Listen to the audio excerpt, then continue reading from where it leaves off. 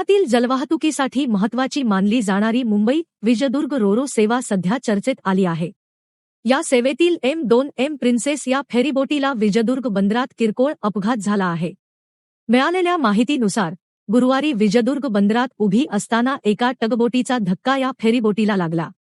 या धडकेत बोटीचे काही नुकसान झाले, त्यामुळे मुंबईकडे जाणाऱ्या प्रवाशांच्या प्रवासात अडथळा निर्माण झाला। या बोटीने मुंबईकडे जाण्यासाठी तब्बल 30 प्रवाशांनी बुकिंग केले होते।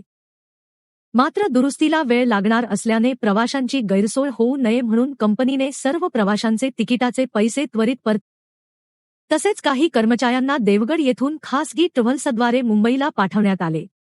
दिवसभर दुरुस्तीचे काम सुरू होते आणि सायंकाळी उशिरा दुरुस्ती पूर्ण झाल्यानंतर M2M प्रिन्सेस ही फेरीबोट प्रवाशांविनाच मुंबईच्या दिशेने रवाना झाली।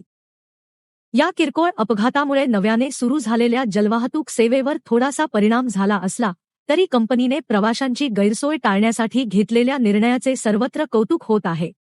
अशाच ताज्या बातम्यांसाठी आमच्या न्यूज पोलीस रिपोर्टर चॅनलला लगेच सबस्क्राइब करा आणि बेल आयकॉन दाबायला विसरू नका।